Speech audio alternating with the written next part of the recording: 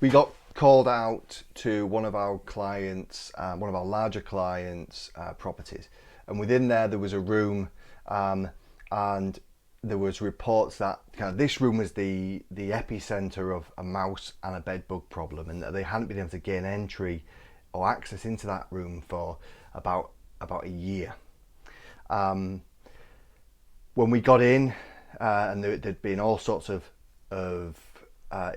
situations before that, but we managed to get in, and when we got there, the room that we were dealing with, it wasn't just mice and bed bugs. I mean, that was probably the lowest part of the situation, but it had been the symptoms that had drove us in so we could deal with this. So there was social issues behind that door. One was immediately the room was full, about 3-4 foot in some places, with just stuff, rubbish, food, waste, items. We couldn't see the bed, everything was covered. So there was a hoarding issue, and hoarding is a mental health disorder. So we had this to contend with. We also had the obvious situation with regards to an addiction. There was needles, there was hypodermic needles everywhere. In the end, I think we pulled out about 500 needles.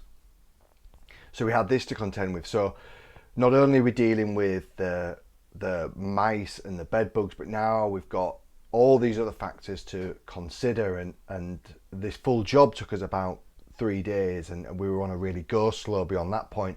But we got in, we got the right PPE, we got the right equipment, and we put the right systems in place to deal with it, and we went, area by area, and just cleared very slowly, methodically, got the waste away, everything in clinical waste that had to be in clinical waste, and really broke the back of that after kind of day 2.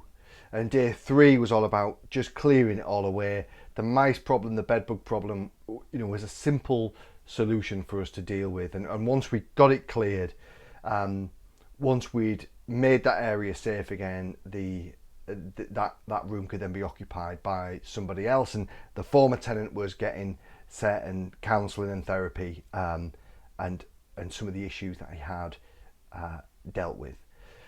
But it's off the back of that, I think we've got put the best systems in the country to deal with not only hoarding, but hoarding when it's infused with addiction, with the risk of needle stick injury, with the risk of sharps. It taught us a lot, and I think because of our military background and our work ethic, we give that the time and effort it deserves. We give the individual and our client the care and attention, and we also safeguard ourselves in the process.